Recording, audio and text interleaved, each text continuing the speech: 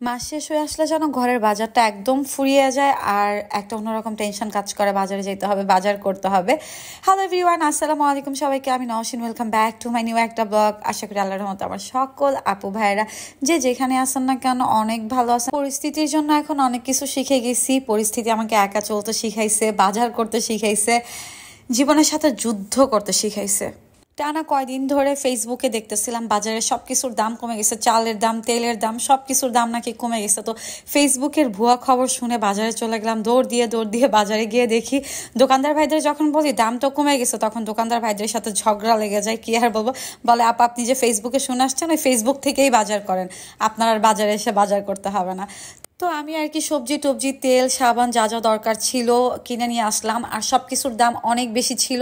আমি যখন বাজার করছি তখন সবজির দামগুলো ছিল হচ্ছে 100 টাকা করে কেজি, 80 টাকা করে, 90 টাকা করে, এর নিচে কোনো সবজি আমি পাই নাই।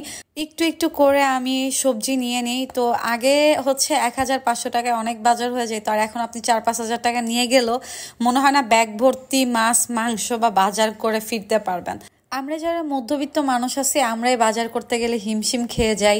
মানে 1000 টাকা নিয়ে গেলেও হচ্ছে বাজারটা হয় না, সব কিছু মন মতো পাই না। আর যারা দিন আনে দিন খায়, দিন মজুর বা রিক্সা চালক, তারা আসলে কিভাবে চলে আল্লাহ ভালো জানেন।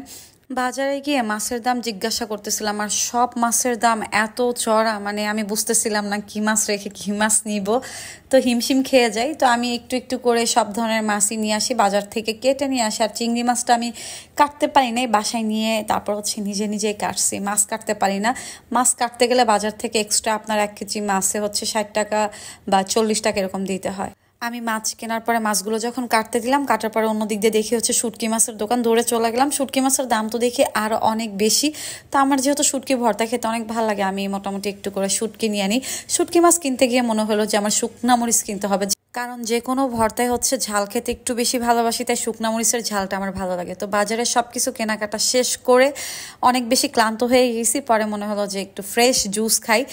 ফ্রেশ জুসের জন্য হচ্ছে ফ্রেশ শপে বসে গেলাম। ওখানকার জুসগুলো এত ভালো ছিল, আপনারা যারা ট্রাই করেন নাই অবশ্যই ট্রাই করবেন। এটা টাউন হলে, মানে অনেক মজার মজার সব রকমের ফলের জুস পাওয়া যায়। আমি বাইরে গেলে সবসময় হচ্ছে লেমন মিটটা একটু বেশি খাই, তো মনে হলো যে লেমন মিট খাবো না, আমি ফলের জুস খাই। তো আমি 2টা ফলের জুস নিয়ে নিই, একটা হচ্ছে আপেলের আর একটা ছিল আঙুরের। তো এই জুসের দোকানে সবসময় অনেক বেশি ভিড় থাকে, অনেকক্ষণ ওয়েট করার পর আমি ফাইনালি জুস পেয়ে যাই। তো জুস খাওয়ার পরে বাসায় ব্যাক করলাম। আর এই যে ছিল অল্প স্বল্প আমার বাজার, এখানে প্রায় 4-5 হাজার টাকার বাজার হয়ে গেছে। মাছগুলো আমি আর ফ্রিজে রেখে দিছি।